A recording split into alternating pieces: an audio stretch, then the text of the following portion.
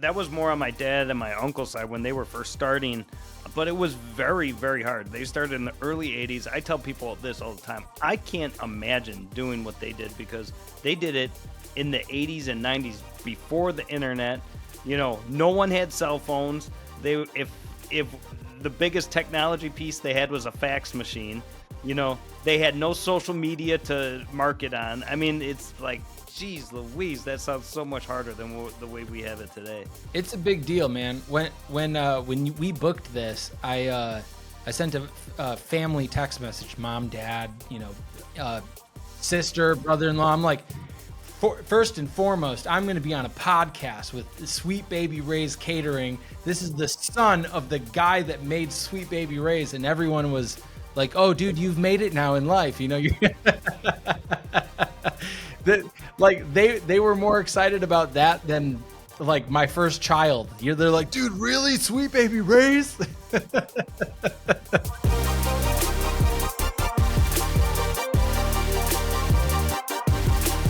All right, guys, welcome to the Duce Raymond Podcast. Today, we're going to shake things up a little bit. I have Jordan Stupar, who is an absolute sales expert, and I actually found out about Jordan through another podcast that I listened to called the Brad Lee Dropping Bombs podcast, and it's awesome. I definitely recommend it. Jordan, welcome to the show. Great to be here, man. Thanks for having me. Oh, man, it's been so good. We actually met each other about a year ago or so. After I saw you on Dropping Bombs, I reached out and we were able to work together a little bit. So it's really cool to talk to you more. I can't wait for you to drive your Porsche down to Chicago and come have some barbecue. I can't wait for both of those things. Driving the Porsche sounds fun, but eating your barbecue that I've been seeing online, it looks real good. Oh, that's awesome. Tell me a little bit about Brad and how you got on his podcast and what that relationship was like.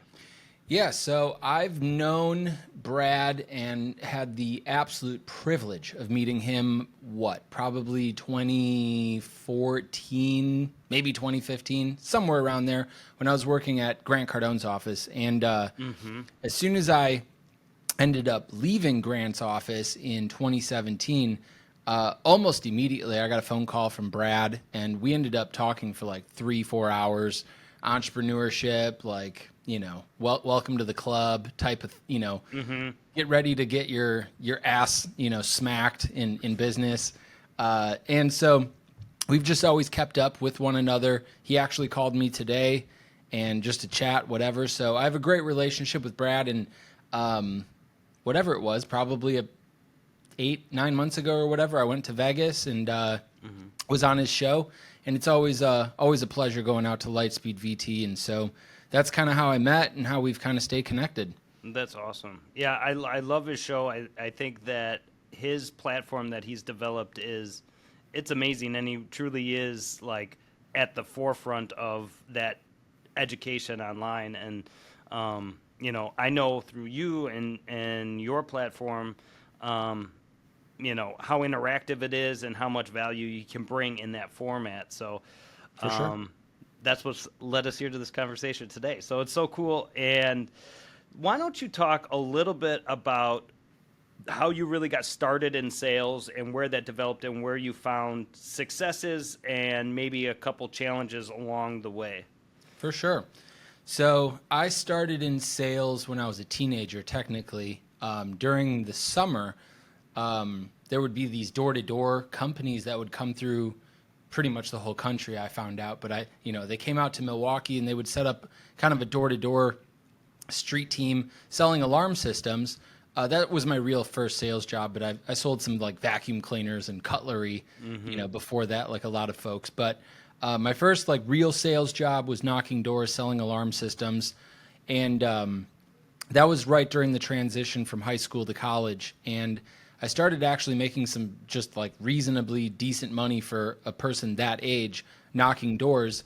Probably made like 30-40 grand knocking doors during a summer, and then you'd go back to school. And I remember going back to college, and I've sat through my first class, went through my second class, and then I packed up all my bags, took them back to the bookstore, got my refund, and went back home. And my parents were like, "What are you doing here?" I was like, I'm dropping out. They were a little upset, but I ended up getting into sales because I realized that a lot of the college stuff, at least for what I was going for, wasn't going to be useful in making money or acquiring the life that I wanted to, and sales was going to be that vehicle. So, long story short, ended up knocking doors for about 8 years.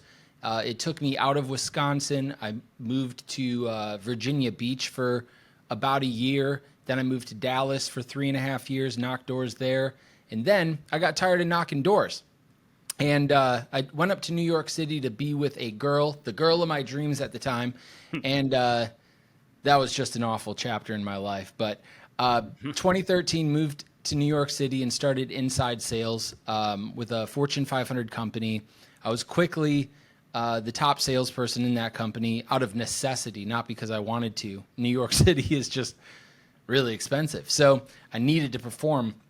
And then ended up leaving that after about a year because I hated New York City. Went down to Miami, worked for Grant Cardone for about 3.5 years. I was his top salesperson there as well. How'd you get hooked up with Grant?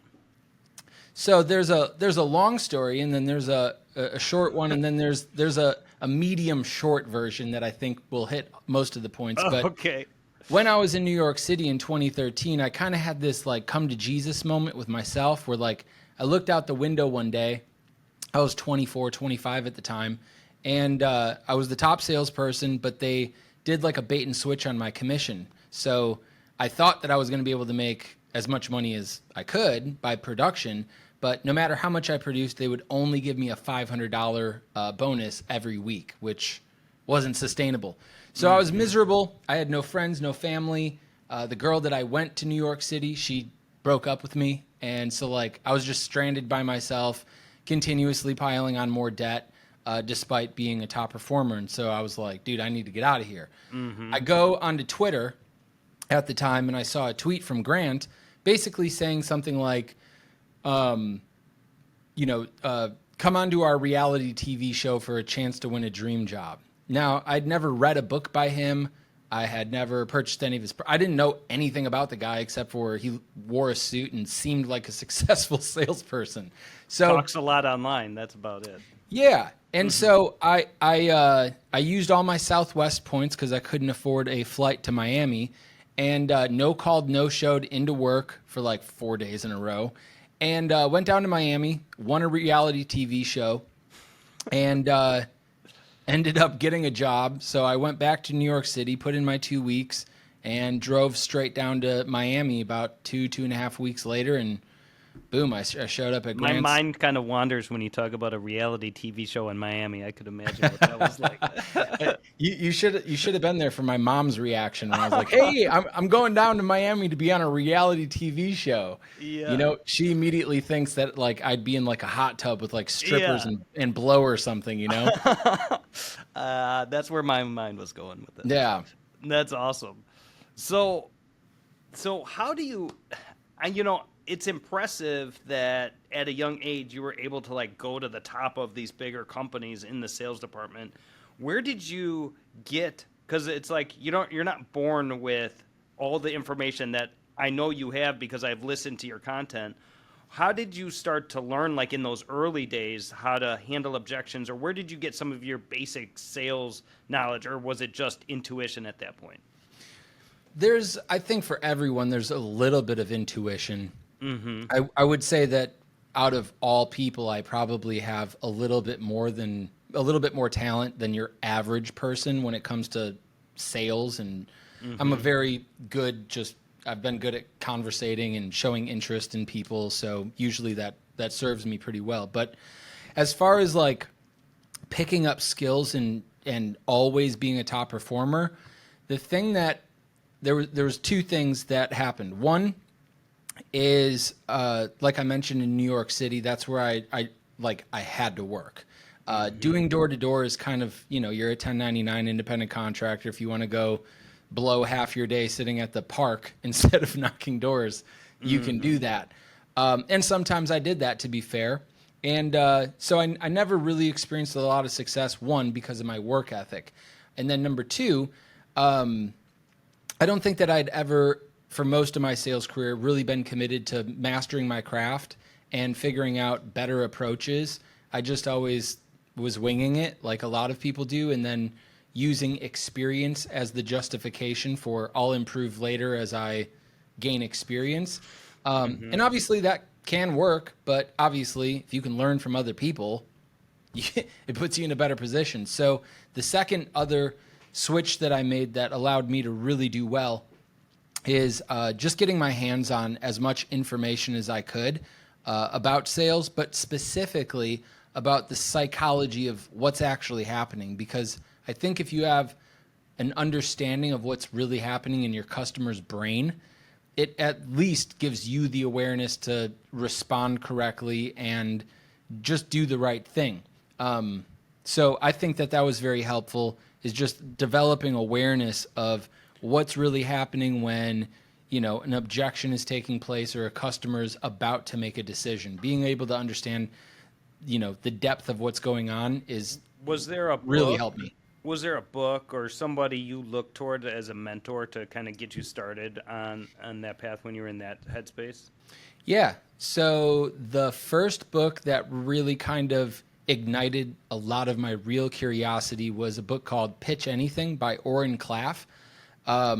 I wouldn't say that book is going to really be super relatable to most salespeople. He's mostly a capital raising machine. He just pitches investors. But what I really admired was his breakdown of the neurological and psychological side of selling, from the different parts of the brain, the reactions that take place when people are paying attention or not paying attention to you, and just the little nuances of what those conversations look like. And I was able to take a lot from that. And since then, I've just been trying to get my hands on as many resources as possible. The only class I did like in college for the amount of time I was in there was psychology, but there's no way I was ever going to do that because I dropped out and I'm not good at math. So,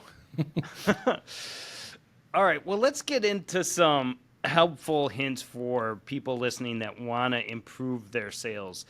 And this is something, like I mentioned, we actually purchased your course. We had our salespeople go through it, and I went through the whole course myself. And something interesting, and you said to me in the sales process, is there's a lot of people that teach sales, and there's a lot of different ways to consume it. And one thing that you said was you can go through and research all the different ways, but what you said rang true to me is you have all the information. And I really, after going through it, I think you were 100% truthful there. It's all the, basic and even further than basic sales information is in your program.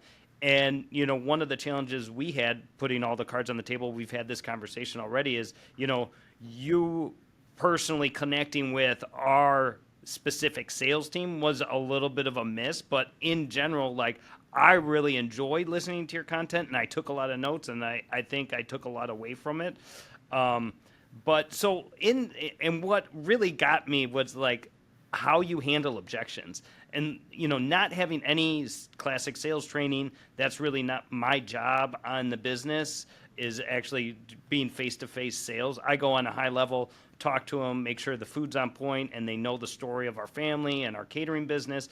But actually closing people and handling objections is not something I had a lot of experience with. Can you talk a little bit about some, typical objections that you hear, and I have to think about it, or let me go talk to my wife, or something like that, and kind of what your psychology is and thought process as you get through some of those objections? For sure. So there's what I like to call the objection handling formula, is kind of my name for my process that you would end up following, or my formula rather. But anytime that you're hearing customer resistance, and by the way, for the rest of you listeners that might not even be in sales, this could be getting out of a speeding ticket. I've used this at restaurants when I ask for a bottle of wine and they're like, hey, we're out. Anytime you meet some type of resistance with any other human being, I follow the same exact process. The first step is an acknowledgement. I completely understand. I get it. I got it, whatever. And this is useful because it allows you to quickly say something back and have a response. I always like to use the analogy of if I ask Duce what 2 plus 2 is, and you're like, 4, like that's correct, but I'm not going to feel like 100% certain that you're certain that that was the correct answer because there was so much time there. So when you're in a sale, particularly, and there's money on the line, and somebody's thinking about doing something with you, and they say it's too expensive, and you're sitting there processing that information, and finally then say something else. Whatever you're going to say is not going to sound that confident. And at the ground floor of sales is the transfer of confidence and certainty. And so being able to just have at least something that you can throw out there quick by saying, I completely understand, will put you in a pretty good spot. And also, you'll be fulfilling your buyer's basic human desire of being understood. Everybody wants to be understood. Sure. So that's also helpful for anybody listening. If you're in marriage or you have a partner and there's like a little bit of a fight going on, you can usually kind of subdue things by just giving a nice, strong acknowledgement that you understand what's happening.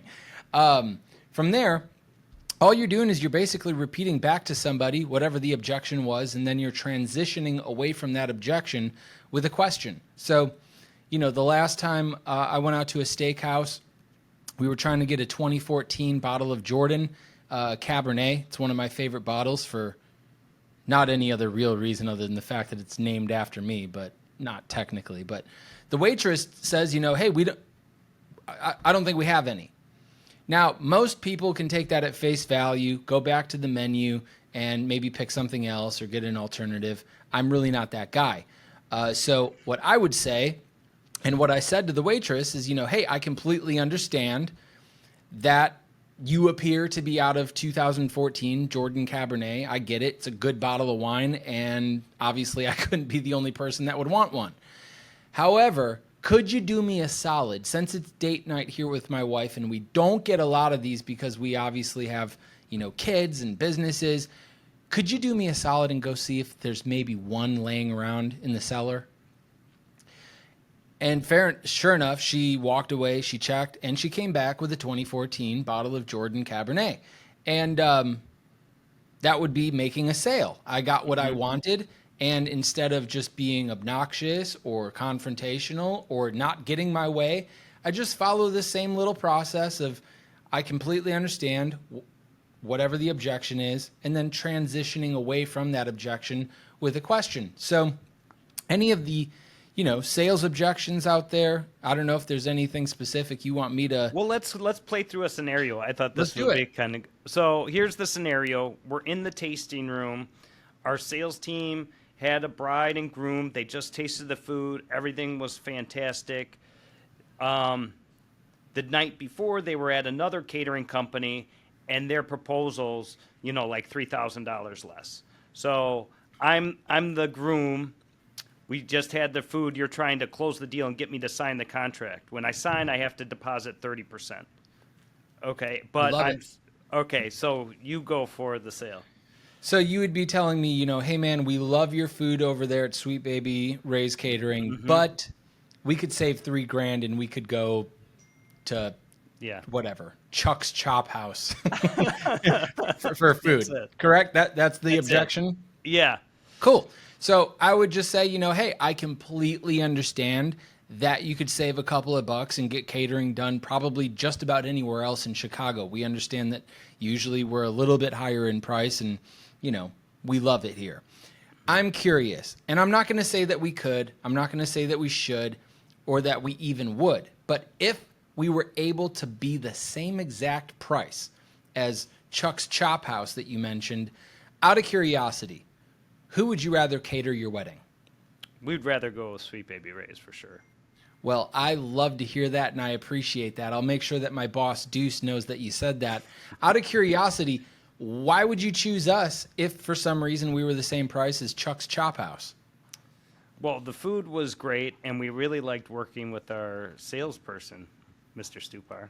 I love that. We obviously take a great amount of pride in the food that we make here, and we've been doing it for a long time. And, of course, we take great pride in our sales professionals over here. They're very proud of what we do. Is there any other reason why you would maybe choose us versus Chuck's Chop House if we were somehow the same price? All things being equal, we just had a better experience so far. We thought the food was better, and we heard a lot of good reviews, and everything seemed to make sense except for, man, that $3,000 could go a long way on our honeymoon or some other place. Yeah, no, I get it. And that's really great feedback, and I'm really happy to hear that.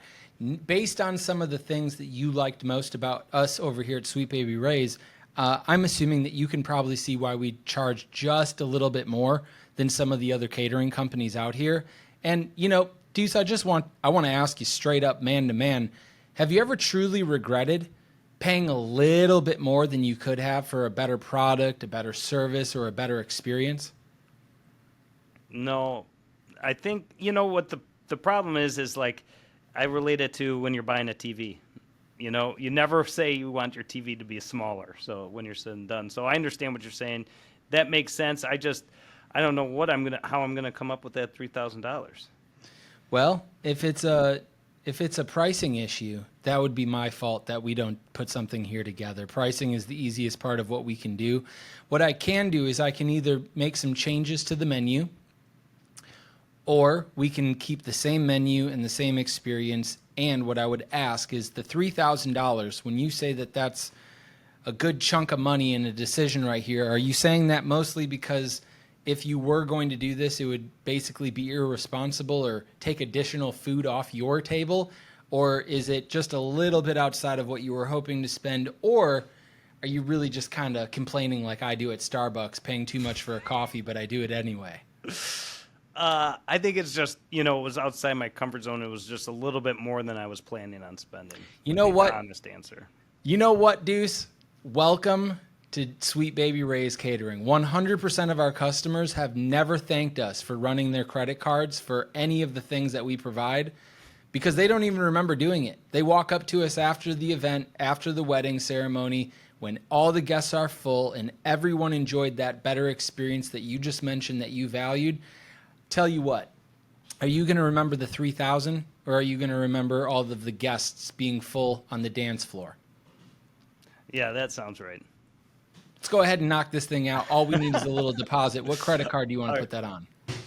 Yeah, no, I think that's so great for people to hear because it is just keep going back to you're having them say why they want to go with you. And I think that there's so much value in that. And I want people to hear and understand that kind of thought process of how sales actually works. If they're telling you, oh, you're great, you're better in every way except for the price.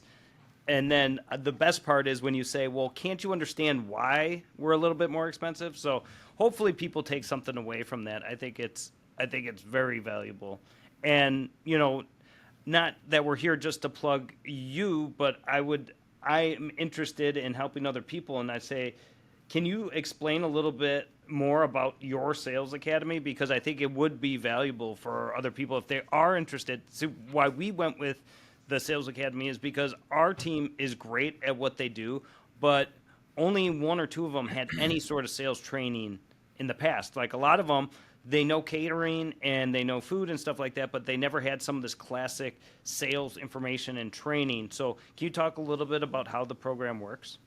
Yeah, so I do several things. The thing that you and your team ended up doing was our online sales academy. And the easiest way to say what it is, it's an evergreen and growing library of everything sales, soup to nuts. So some of you guys are out there making cold calls, trying to acquire new business. Some of you guys are handling inbound opportunities. Some of you guys are not doing any of those things because all you're doing is showing up to some type of appointment and presenting.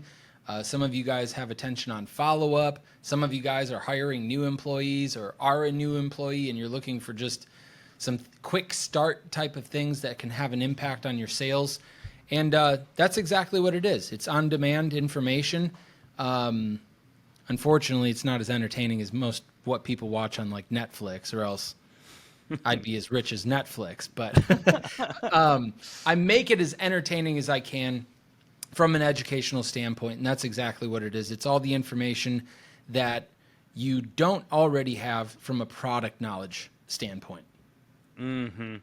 Yeah, And that's something that was interesting to me, and I had a hard time wrapping my head around first. Is like, well, this guy has no idea about catering. How is he going to help my catering team sell catering? But sales is more about the psychology and the process, and kind of handling objections, and then building it around your specific, whether it's a service or product or whatever you're trying to sell. You can take the information in your program and kind of wrap it around those things. Yeah, well, let me take that even one step further to bring an extra layer of value to your audience here. A lot of people don't really know what they sell. For instance, I talk to real estate people or whatever. They're like, I sell houses. I'm like, no, you don't. You sell square feet of memories. That's what a house actually is. So for all of you out there, maybe you're in the food industry, catering, a bit like Duce, you're not necessarily selling catering. One, you're selling time. Yeah, you're selling an experience. Yes, you're selling food. But what you're really selling is you're selling happy event attendees. That's what being full means. Is like I'm satiated. I'm full. I'm not, sitting here hangry or pissed off. It allows people to break bread with one another. It allows them to have those intimate conversations that they otherwise wouldn't at a bar. When we get a positive review, it seems to me that they're most excited to talk about is the amount of comments they got from their friends and family. Oh, that food was fabulous. We had such a great time. That was better wedding food than I've had ever, and that's what the feedback that we get. And, if they're transferring it third hand back to us again, they're excited to relay that information. So that tells me that means a lot to that person that they're actually going through and telling us that. So you're without a doubt on the money there. Without a doubt. So what other, so we worked with you, we're a sales organization. What other type of companies have you worked with that have gone through your program that you've seen actually, like, this was a perfect fit? Like, is there a certain, what's your money group that really see a benefit with the type of sales training you do? My favorite niche to work with, I'll work with anybody. I always like to say, unless you sell to trees and animals, we can probably help you, because that's all we're doing as salespeople is talking to other people. But if there was a niche and I had a gun to my head and it was like, you can only pick a specific industry or niche, I personally really enjoy working with anybody in the home services space: doors, siding, windows, roofing, pest control, yada, yada. Usually it's pretty high ticket, most of that stuff. So usually every single opportunity in that industry is $5 grand, 10 grand, 50 grand, sometimes 100 grand for a remodel or whatever. So there's usually a pretty significant chunk of money on the line. And when I am able to get involved, objections, closing, follow-up, creating a more unique sales experience, those people absolutely crush it. And that's really, really fun to watch. So that's the industry that I really enjoy working with, because the results from those people are so great because they never do any sales training. Yeah, right. They're raw, so you can help them get to the next level. That's so cool. Talk a little bit about how important, sometimes, and Brad talks about this, like, what's more important, sales or marketing? And, you being the sales guy, what's your position on that, and how do you think about marketing today?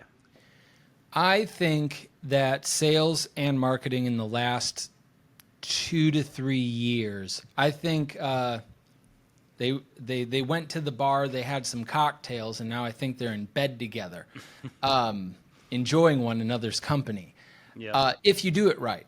So marketing is the way that I kind of define both is, sales is who picks up the phone and marketing is who makes the phone ring. And I think that both are very important. My business would not be where it's at without marketing, and it surely wouldn't be where it's at without sales.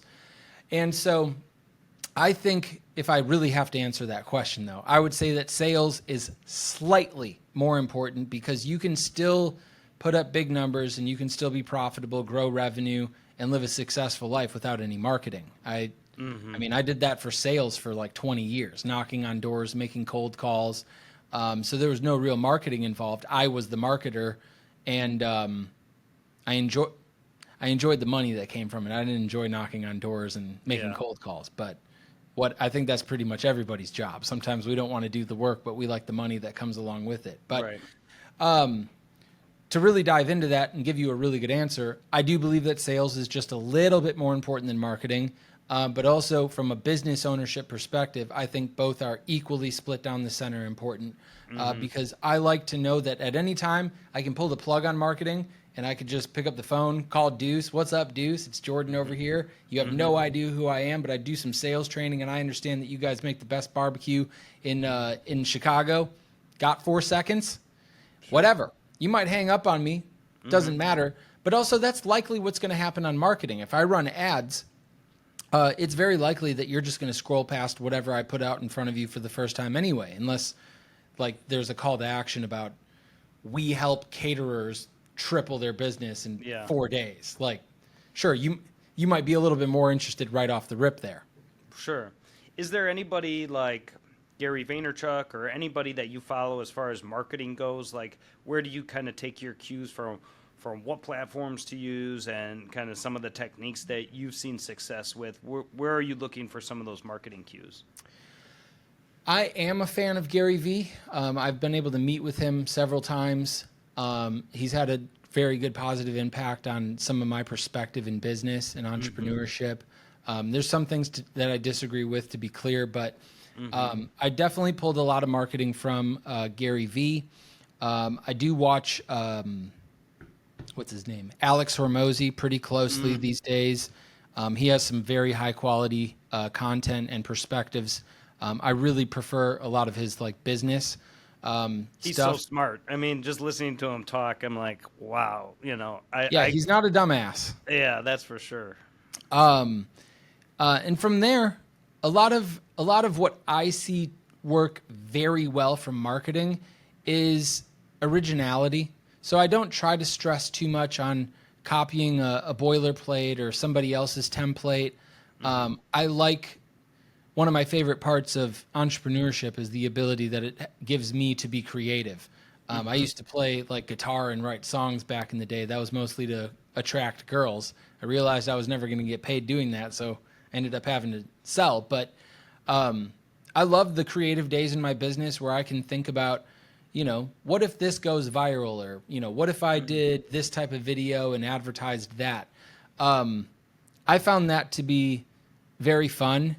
And the more that I do it, the more that I learn about, the template in which to use from a marketing standpoint, both organically and from a paid ads perspective. So I love it. I think it's a lot of fun. When we talk about paid ads and you have like an individual product, we talked beforehand that you've had some success. Can you talk about how some of those paid ads worked?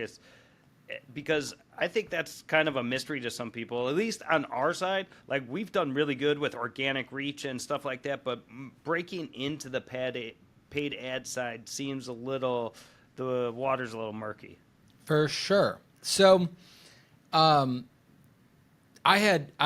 tried running ads way back in the day, and I never had a lot of luck. Either one, I wasn't spending enough money, or two, the content sucked. Three, the destination for that person, if they are interested, that sucked. So, I finally had a little bit of success when I came out with my product, Cash Cards, flashcards for closers. It's a little deck of cards with sales objections on one side and responses on the other. And I didn't put any paid ads together. The first thing I did is I just took like a little selfie holding some cards, and I just put it on my personal Facebook and was like, boy, I wish Hooked on Phonics would have included these with their, math flashcards. At least I would have made some money as a kid. And I sold out all 25 decks, ordered 50 more, did a similar little post, and all 50 decks sold out in like 5 minutes.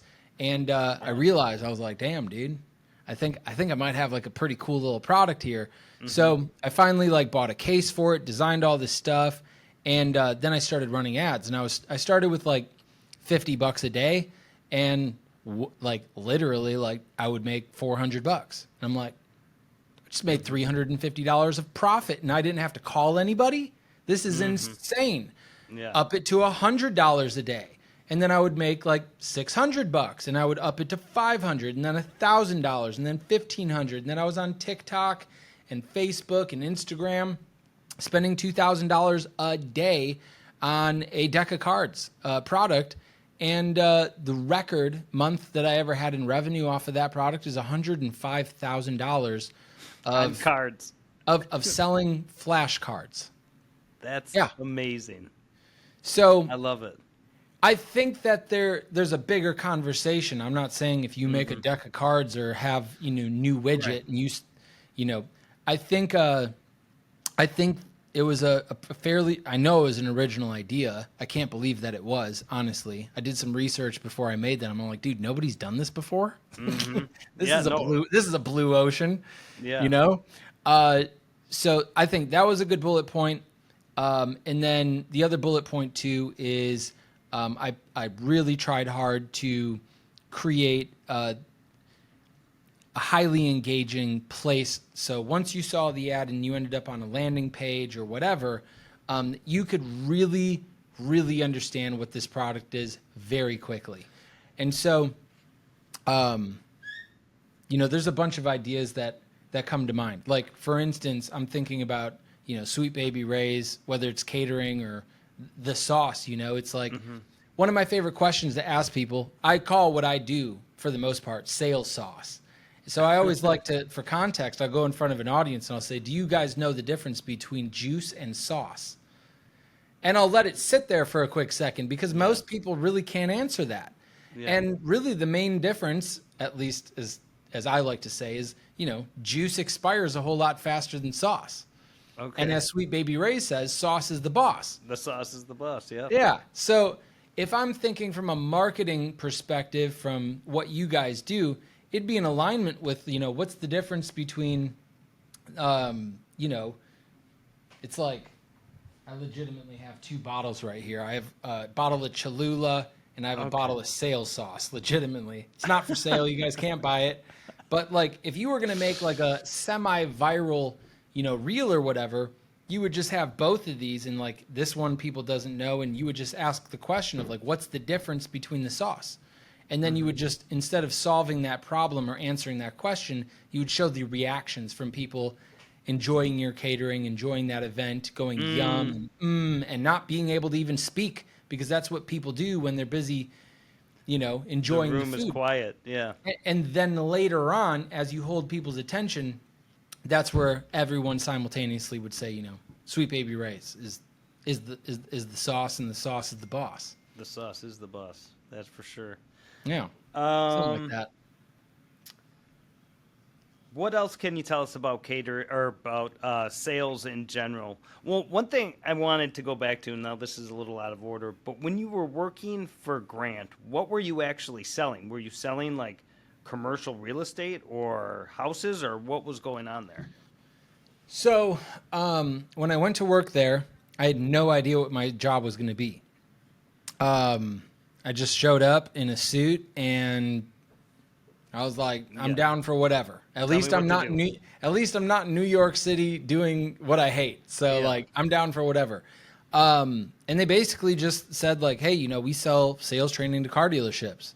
I was like, I love cars. We can make this work. And so I showed up and I'm like, cool. So like, who do I call? And they're like, bro. They sat me down, they gave me a computer, they gave me a desk phone, they gave me a legal pad, and they gave me a pen. They're like, you're going to go to Google, and you're going to type in car dealerships Houston. So like little Google map pops up with all the little dots around Houston, and you're going to click on each one of those dots, and then it's going to pop up, Houston Friendly Chevrolet, and you're going to go to the website, you're going to click on Meet the Staff, and you're going to identify who the general manager is. And you're going to take the dealership, the phone number, and the general manager, and you're going to write them down on your sheet of paper. And then you are going to manually dial the phone and call the dealership and attempt to get the general manager on the phone. And then from there, generate interest, schedule an appointment, pitch a deal, and close it. And I'm like, sweet. So that was That was what I did, dude, for 3.5 years. Just sat in cold car dealerships. I got tired of that. I got really, really good at it. But I got tired of it. What kind of revenue were you generating at that point? I was putting up, on average, like when I kind of figured it out, I was putting up on average probably about $300,000 every single month of new revenue. That's awesome. And then would they have a team from Grant's team to go there in person to train them, or it was a program? I was just selling a digital product. Oh, wow. I learned though that if that's super profitable, I'm sure. Ridiculous. Yeah. I mean, ridiculous profit margin. It costs nothing. So yeah. That's crazy. Yeah. No, I made a lot of money over there. Particularly for my boss. I only got about 12%. So I don't know who was taking the other like 70, but I'm assuming it was my boss. But that's what I did. And I think the lesson for anybody is like, anytime I'm going through something hard, like if I was starting a catering company or I was starting an electrical company or anything in life, I can always look back at that 3.5 years and know that I received nothing. Here's a sheet of paper. Here's the internet. Here's a pen and a phone. Figure it out, dude. And I figured it out. And I was able to turn myself into a top 1% income earner at the age of 27, making $400,000 a year. And if I can do it, any of y'all can do it. That's great motivation. And it is like, put your head down and work hard sometimes, but you need to go through those hard times to get to where you're at today. Without a doubt. And appreciate it. I can't imagine some of the challenges or obstacles that you or your family with Sweet Baby Ray's, scaling that from, a local neighborhood barbecue, like, oh, dude, did you bring the sauce that you made last night? To, being in the grocery store to, I can't imagine. There's got to be that was more on my dad and my uncle's side when they were first starting. Sure. But it was very, very hard. They started in the early 80s. I tell people this all the time. I can't imagine doing what they did because they did it in the 80s and 90s before the internet. For real. No one had cell phones. If real. The biggest technology piece they had was a fax machine. They had no social media to market on. It's like, geez Louise, that sounds so much harder than the way we have it today. For real. Hats off to those guys for figuring it out and grinding that hard, and dealing with that much rejection, Yep. And we all go through it. The only point is just to not give up and just keep on going. For sure. Yeah, we've had our own challenges as far as the restaurant and the catering business. Basically what happened was, so my dad and my uncle, my dad created the sauce, and then my uncle with his business partner really grew the business. And they took it in 20 years from zero to a $30 million brand. Wow. And in the year 2000, they ended up selling to Ken's Foods. Ken's is a big food company. They do their own salad dressing. They make Paul Newman salad dressing. A lot of people know that brand. But they bought it. When they bought it, we retained the rights to use the name for restaurants and catering. And that's what we're doing now. We opened the first restaurant in 2005, and then we've slowly grown ever since. But the mistake we made is thinking we're going to open a restaurant with the name Sweet Baby Ray's, and it's just going to be smooth sailing. Everybody knows Sweet Baby Ray's. It's just going to be easy, and we're going to make all this money. And it didn't work out like that. And we went through a lot of, we went through basically 15 years of losing a lot of money or making very, very minimal money. And it took us a long time to figure out. There was a lot of mistakes along the way. Now we're in a good place, but it took us a long time to figure it out. And sometimes having, because my uncle had cash from selling the business, so our backs were never against the wall. But it took until he said, all right, Duce, I'm not putting any more money into this business. We're done. Yeah. We're done. You got to figure this out or it's over. And that's when, things started actually getting better. We had to make the cuts that we had to make. And the pandemic happened, and that forced us to make every cut there was. And then, we built it up smartly going ahead from the pandemic. and we haven't looked back since. I mean, business is up, sales are up, profit is up. So I love it. That's been awesome. In a place to spend some money with your company. And you know what? I appreciate you for that. Well, that's about all I had. I'm going to ask one favor is that you introduce me to Brad Lee, because I would love to meet him and best case scenario be on his podcast and get some love from the Bomb Squad. I think I might be able to set that up. That would be amazing. Now, did you see a spike in your following and stuff like that when you were on the show? Did that impact you? Yeah, I would say, I mean, Yeah. I can't say like, I got TikTok famous or anything like some of these youngsters are these days, but it definitely made some really good introductions. At the end of the day, it was a profitable thing. I earned some good business off of that. Sweet.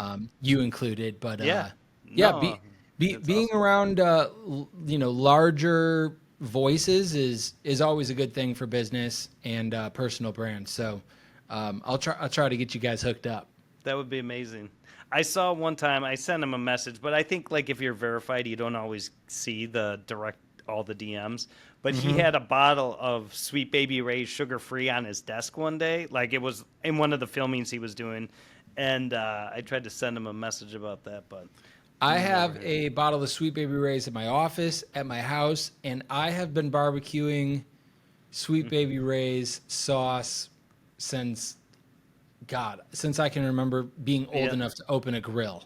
I mean, in the Midwest here, I mean, nationwide, it's the best-selling barbecue sauce.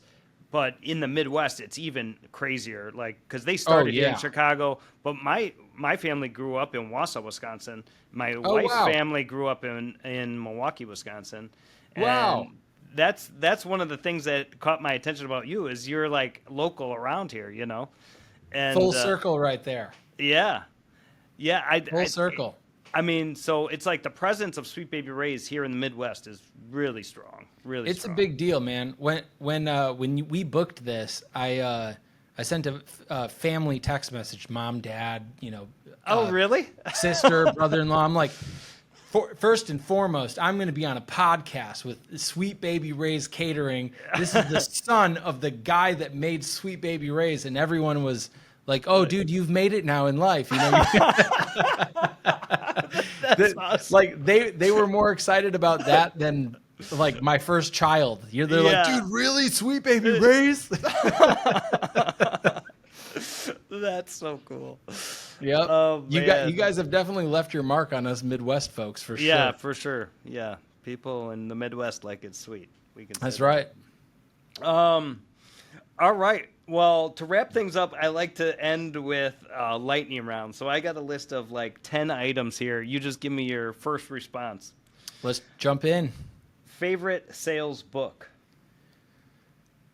Pitch Anything by Orrin Claff. I mentioned that one earlier. I suppose if that doesn't count because I mentioned it earlier.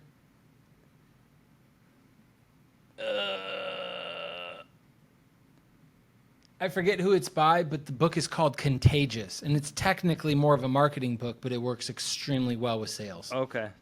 It's an orange book, and it's called Contagious. All right. I think we know this one too. Favorite barbecue sauce? Sweet Baby Ray's. There we go. But I do like this. I like the hot and spicy flavor better. Okay. I'm more of a hot and spicy guy, so. Yes, you are. Most influential sales mentor who changed your life or who helped you in sales the most? Honestly, I would say my dad. My dad, he's been in sales his whole life, and although there's been definitely some good information, I think the longest standing source of good information has been my dad, for sure. That's awesome. What does Dad do, or did he do? He spent the bulk of his career selling telecommunication systems to like really large entities, school systems, Milwaukee Public Schools, yada yada. Mm-hmm. And I think a lot of the inspiration I got from him is he ended up making too much money at that company, was making more money than the CEO. So they laid him off. That was 2008. He got diagnosed with cancer and was studying for the Series 7 so that he could make a little pivot with what he was doing. And so long story short, the man's overcome a lot of things, still alive, still making money, still crushing it. But watching him growing up, being a sales professional, making boatloads of money for our family, has definitely left its mark on me. Awesome. Excellent. Best burger in Milwaukee. Like, I knew how to answer that before the word burger even left your mouth. That's how good this place is. It's called Fatty Patty. Okay. It's they started as a food truck downtown. My wife and I, we live downtown. We go to all the Bucks games, and then we'd catch a little buzz, and we'd walk out at midnight and have Fatty Patty. But now they have a brick and mortar location. They might even have 2 of them. But Fatty Patty, Milwaukee, for sure, hands down, the best burger in the country, as far as I'm concerned. I haven't had yours, to be fair. Yeah, that's true. Porsche or Ferrari? Oh, damn it. I mean, thought this was the easy one. It is a layup. It's Porsche all day long for me, but like Ferraris just, I mean, they're like, it's 2 different things, but I do like Ferraris, but Porsche all day. Porsche will, more wins with Porsche. All right, this is more mindset and personal health. Essential daily habit. Essential daily habit would be waking up early. Mm-hmm. I do value sleeping in these days as a younger parent, but I love waking up early. I spent the last I built this business on the 3 a.m. club. I'd wake up every day at 3 a.m. and I fell in love with waking up early. Now I'm going to text you at 4 a.m. when I get up. Do it. I'll be up. I'll be awake. And so that would be my favorite habit for sure, is just waking up early, getting to it.